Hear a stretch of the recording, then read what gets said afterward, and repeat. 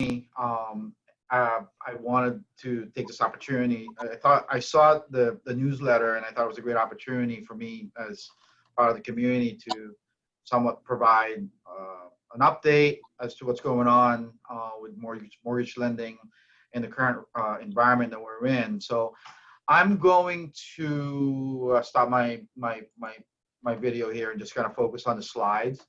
Um, just to provide a little bit of background in terms of who I am and where I'm from. Um, I work for Guaranteed Rate Affinity, overseeing mortgage lending for the Newton and Brookline markets inside the Coldwell Banker offices. Um, I have been in the Newton market since 2006. My family and I live in Newton Highlands.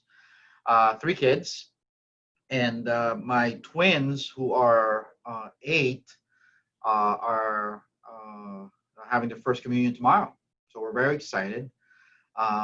We've been part of the Our Ladies community and Sacred Heart community since we've moved here in the Newton market. So, and then in terms of my background, I stated on the newsletter, I've worked for several banks here in the community of Newton. Started my banking career at Citizens Bank, and then started a bank in Newton, sold the bank, and then became COO for the Village Bank, which is a local bank here in Newton. And then my wife and I had our third child 3 years ago, and I decided I was going to take some time off and somewhat take advantage of this opportunity with mortgage lending to give me more flexibility. So I've been doing this full time since 2017, but as far as my background, I've had residential lending responsibilities in all the banks that I've been involved in. So that's my background in a nutshell. And then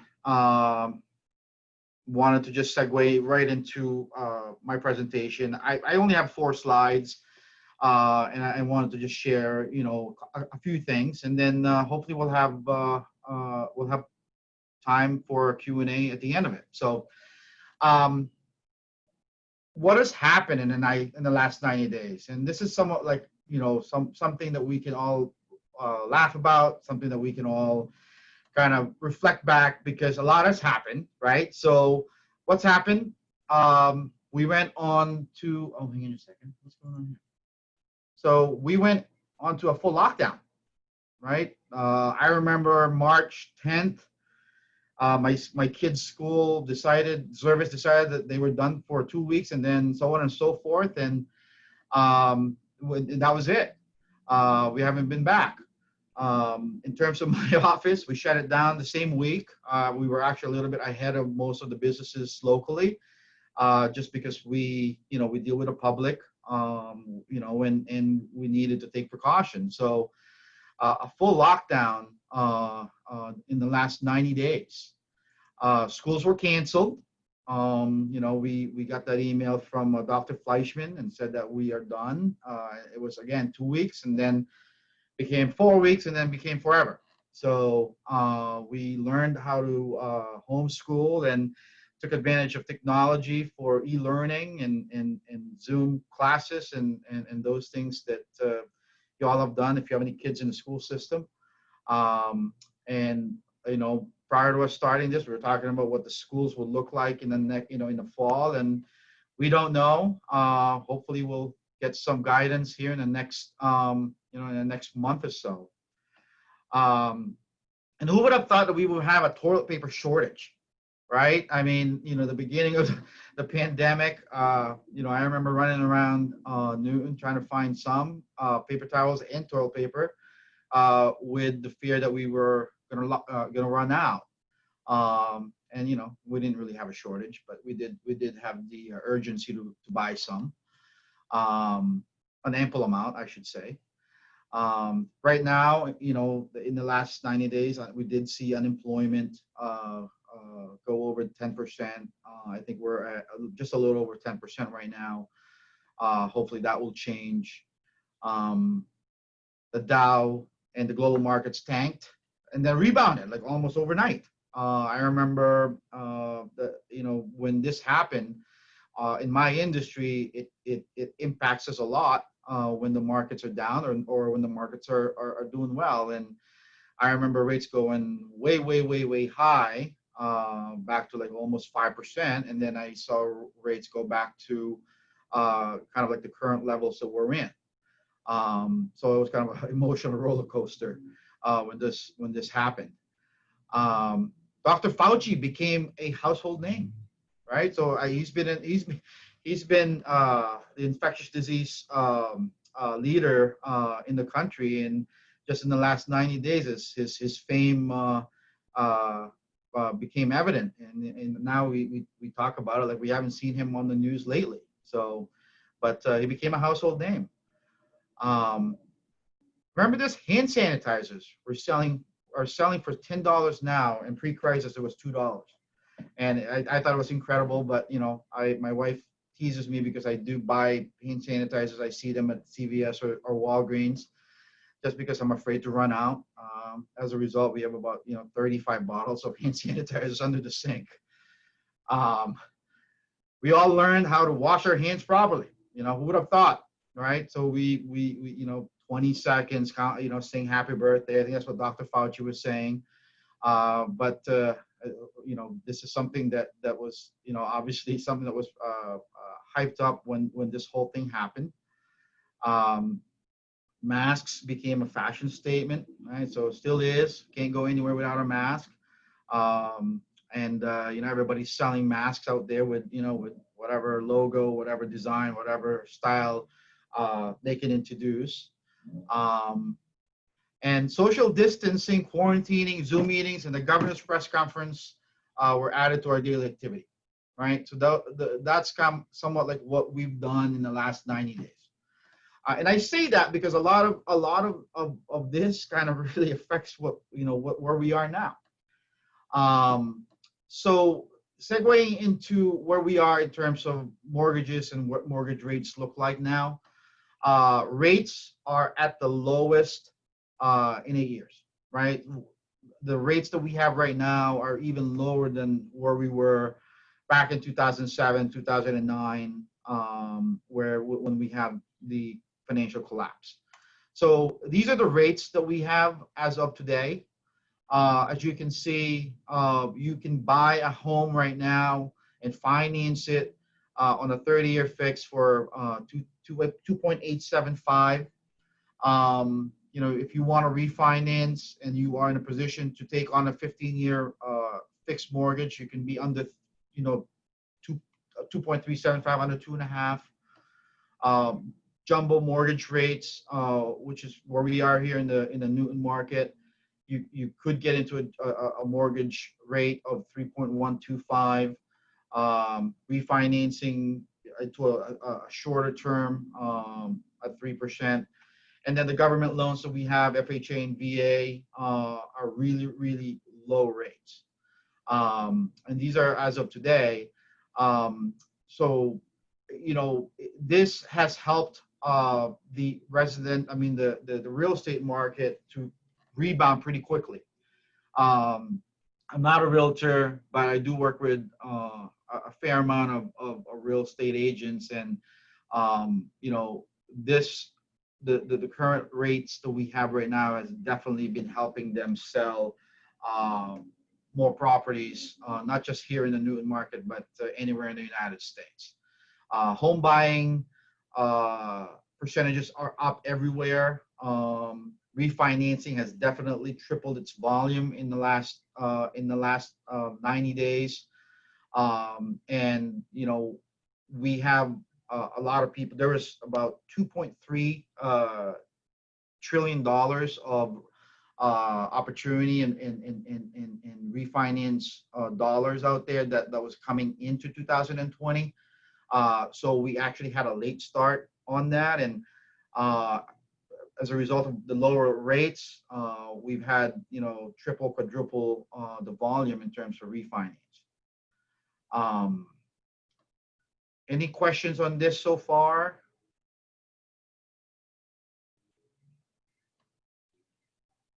No? Okay.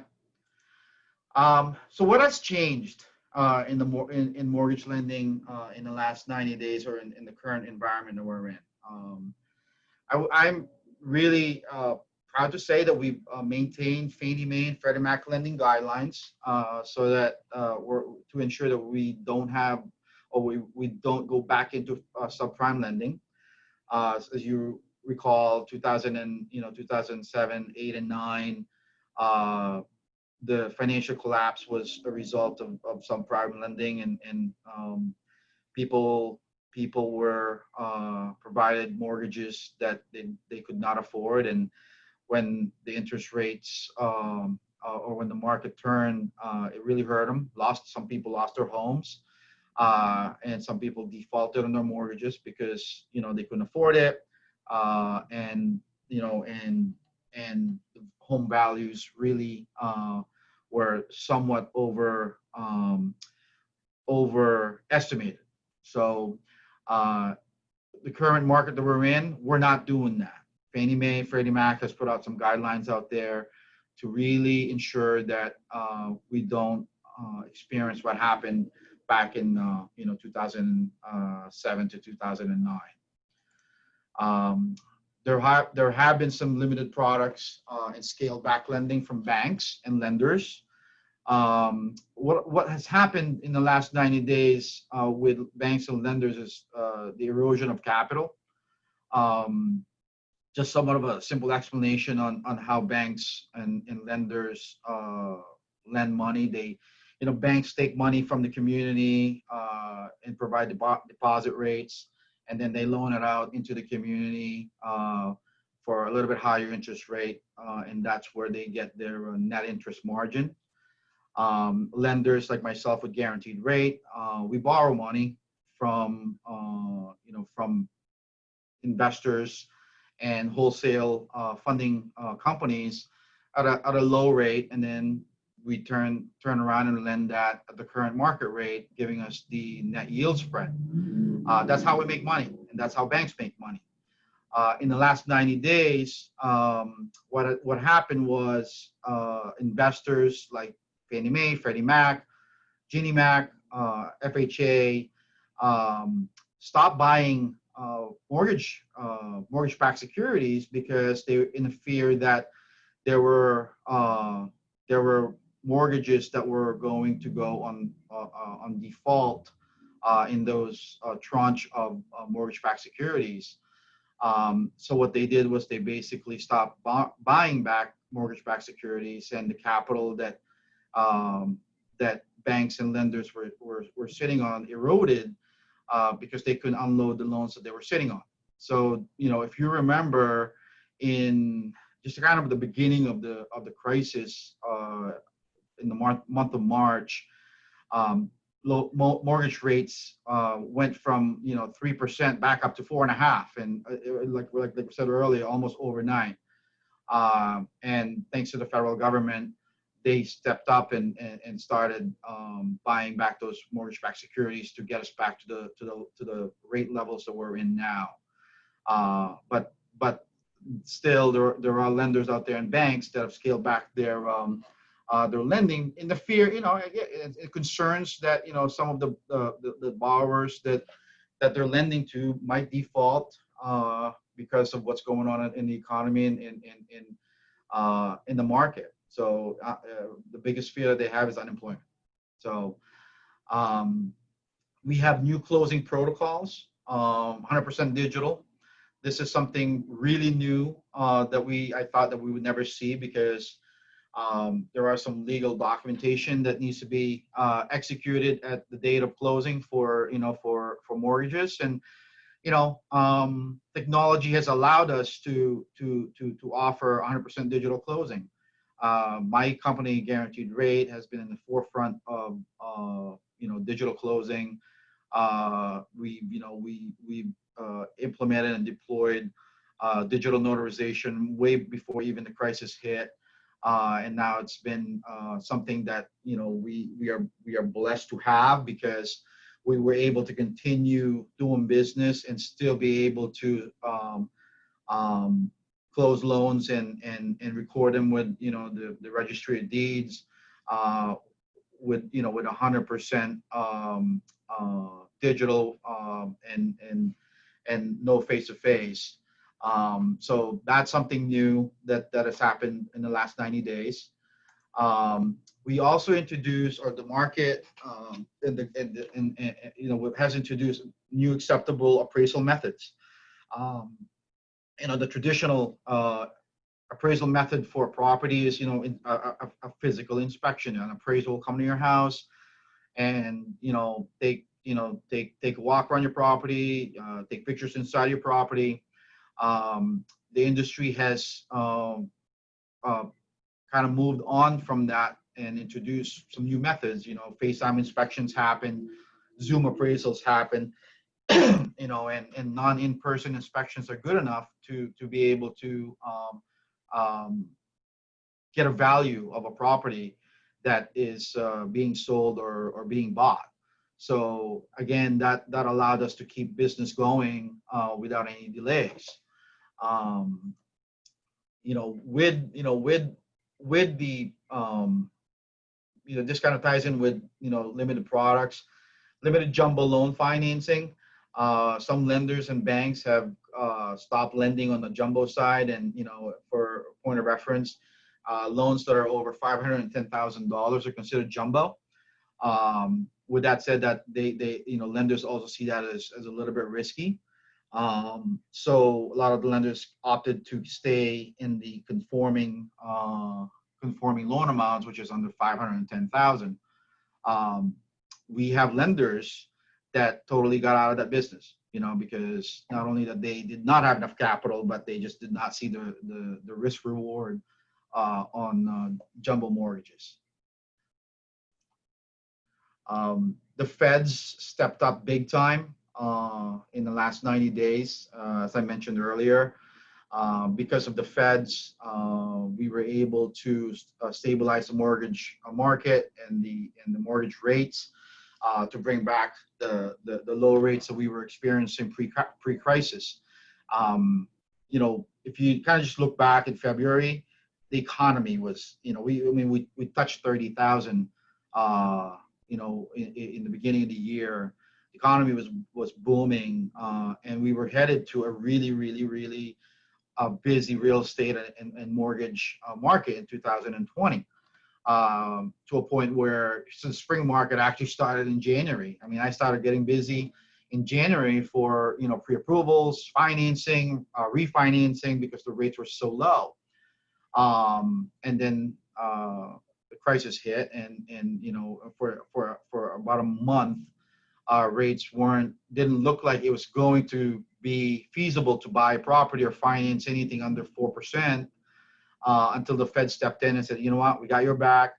We're going to buy back the mortgage-backed securities that the investors weren't buying, to free up capital and then be able to bring back the low rates that we had pre-crisis. So that and from what we gather, that is going to continue to be the case for the rest of the year, as the Feds, as Chairman Powell has committed to us in his previous press conference. We've added COVID lending guidelines. This is something that's a little bit more difficult for some of our clients that might have been furloughed or lost their employment. We've had, we've added some guidelines on employment verification as a proof of income. And we've actually, what this means and what has happened is we actually do a verification of employment and ask our clients to provide us with proof of income up until the day of closing. The prior guidelines have been, within the last 2 months, if your proof of income, meaning your pay stubs, are good enough. But in the last 90 days, because of what has happened, with unemployment, stricter guidelines have been put in place. Again, to avoid, because obviously we can't lend to somebody that can't pay their mortgage. I mean, that's really the bottom line. So we want to make sure that we are documenting their income properly, and we have verified their employment. So, these guidelines have been put in place, when you are buying or refinancing your property. We've also added COVID lending guidance on self-employed borrowers. Self-employed borrowers, their source of income is documented through their tax returns, their 1120s. And, if you are a self-employed person, the actual lending guidelines that, that we've asked and that has been imposed, is to provide, a year-to-date P&L and your 2-year tax returns, and we use your current income from your P&L as your qualifying income, where the previous guideline was, if we take your 2019 and 2018 and we average your income in the last 2 years, that was your qualifying income. So, it's a little bit stricter, but again, this is all to prevent any financial collapse that may occur, and we want to make sure that our borrowers are able to repay their mortgages. Any questions on this slide? Okay. And then, the next thing that I have is what is the outlook, right? What's the outlook in the next, for the rest of the year and beyond? Nobody really knows. Lots of unknown, right? So I know that the feds have committed to buying back mortgage-backed securities. Chairman Powell has committed that, we have a lot of capacity, with the Treasury to be able to support our economy and not let it go to collapse. But they also have a lot of things on their plate that they have to address, because the unemployment will continue to surge, though lately it's been low. Don't know how sustainable that is, right? So that's the unknown for the foreseeable future. We know that mortgage rates will remain low, so it is a great time to buy and a great time to refinance. If you're thinking about buying right now, you saw the rates, you are going to be getting a really, really good rate, and again, the lowest in 8 years. And if you own a home now and you're paying mortgages that are higher than the rates that I showed earlier, it's time for to refinance that, and maybe you can save money. A lot, in my experience recently, I've been able to save families, hundreds, even thousands of dollars on their monthly mortgage payments. And again, the feds have our backs. They're not going to let us fail in terms of the economy. So again, that will affect how mortgage rates will react, and like what I said, it will continue to be low in the foreseeable future. This is something that's really come. Buyers are looking at suburban living, city to burbs. Buyers are not coming out of the city. They might have a young family, and they couldn't let their kids run around in the backyard in the last 90 days, and a lot of them are really fed up and they've had it. So they're looking to buy outside of the city. Newton and the surrounding markets continue to be a strong and desirable place to live. Affordability is a little bit of an issue here in the Newton market, and it has been for the last, I would say the last 5 years. But buyers are actually moving outside of the Newton area, outside of the Boston area, and finding places where they can afford, which is again an opportunity for a lot of people to be able to. There's a lot of opportunity out there to buy in the surrounding markets, because some of these folks are moving out of the city. Now, if you're a millennial, if you want to go into the city, it's also an opportunity for you to buy something, I say fairly cheap, but prices in the city has come down in the last 90 days, because a lot of the young families are moving out of the city, and a lot of the millennials that, either they're young professionals, couples, or single folks that don't have any families, uh, doesn't mind not having a backyard. So it's presenting a pretty good opportunity for both. The economy is strong, but lots of volatility in major segments of the market. I just saw an article today that um, I think it was Delta or American might be laying off 36,000 employees, and they're losing the airline market is losing about $40 million a day. I know that in some cases, people are just not flying. They don't want to get in a plane, so that's definitely hurting. Hurting some of well, definitely all the airlines. And then the other, and then if you just want to get down to the more local level, there's a lot of businesses that have not come out of, that they're just totally shut down. I know here in the Newton market, we've seen some restaurants that have, they could not survive, and they shut down permanently. So, again, volatility in the major markets, but I think it's also a lot of volatility in the more local markets that we're in. And it's an election year. I mean, who knows? I mean, generally, when there's an election year, the economy continues to stay strong, but it also it's status quo until the next president is elected. I mean, if a Republican is elected, economy and the market will react well. If a Democrat is elected, historically it's not. So who knows, really? I mean, but I think that we have a lot to look forward to in terms of our markets. In my industry, we're all looking forward to excuse me. We're all looking forward to see what the next 6 months will hold. But we're all confident that because of what our economy is doing in terms of the infusion of funds from the feds has definitely helped the American people survive. So we'll see. So I hope that the last 10-15 minutes has kind of given you some perspective as to what's going on.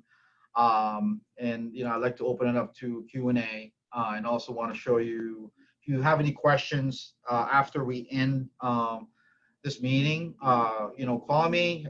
This is my cell. It's my email. You can visit my website. Call me, email me, or text me. I'm available for my clients. Or if you just have, again, just have any quick questions, I don't mind. I make myself available for everybody. Questions? I have a question, Mark. Sure. So with the COVID things that have changed, has anything changed with the amount of money people are putting down? No. So that's actually a fortunate thing that we've maintained the same lending guidelines that we had before. So if you're a first-time home buyer, you can put as little as 3.5% down. All right. So the magic number is 20, but we still have plenty of programs with Fannie Mae, Freddie Mac, FHA that allow, or mass housing, that allows us to provide a first-time home buyer the low down payment program that's available out there. Yeah. It was interesting because I feel like I always had 20% as like the golden number you always think of, and then I heard like a lot of people are putting like only 3%. I just wondered if it's common for people to do, if they're first time, to do the 3%, or people still put down 3%. No, it's pretty common with first-time home buyers to take advantage of the lower down payment. So you're not alone if you're looking to buy a property. But yeah, 3.5%, 3% is actually a good program for first-time homebuyers.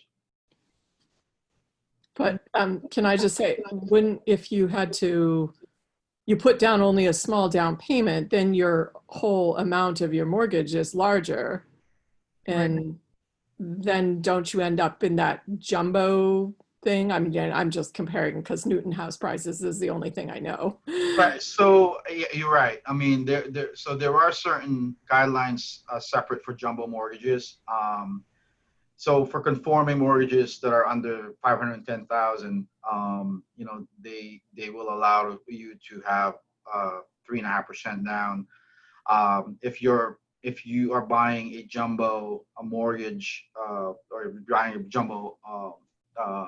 a home that's a jumbo loan, they do require a little bit higher down payment, 10%, but not 20. So, they have those as a first-time home buyer, that becomes to be an advantage for you if you don't have the liquidity to put down 20%. It was interesting what you're saying about the flight to the suburbs, because people are just so desperate to have Yeah. space and during this time. And I never really thought of that, but I'm sure it's true. No, it's true. I mean, I have a young couple that has a 3-year-old right now, and they, just about the end of March, they called because I had them pre-approved, and they were making an offer on a property that's in Holliston, and they were coming out of the city. I mean, I think one of the things that I didn't cover is that the reason why we're seeing an influx of people coming out of the city is because people are going to the city because they're closer to Boston or Back Bay, and their offices are in the Back Bay or Boston. With the new guidelines, you don't really need to go in the office. Right, So, right. you can take advantage of a reasonable housing market, or reasonably priced homes in the suburbs of Boston, and have a nice backyard, and have a home, as opposed to a condo in the Back Bay. Mm-hmm. I think I've also heard of empty nesters who left the suburbs to go to the city, now wanting to come back because they maybe don't want to live in a high rise with Right. elevators and all these people. So that's really going to put pressure on the housing prices in Yeah, it's true. surrounding areas. I'm seeing a lot of empty nesters kind of staying put, from my, from what I've seen lately. They're not, they're concerned. They're obviously conscious about their health. So a lot of them have kind of just stayed in quarantine. My in-laws have retired, and they have a home in Florida in a condo, and that's what they did. They quarantined, and they didn't leave I mean, they didn't leave, and stayed indoors for the most part. But yeah, but I'm also seeing folks that are in these nice high rises coming out of the city. So it's a very interesting time in real estate, because there's opportunities both ways. Hmm.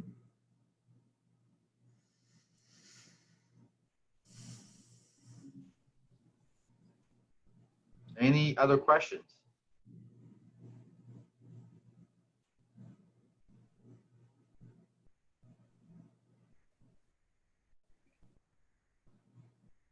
Well, great. I really appreciate the time. You said that this is going to be on YouTube?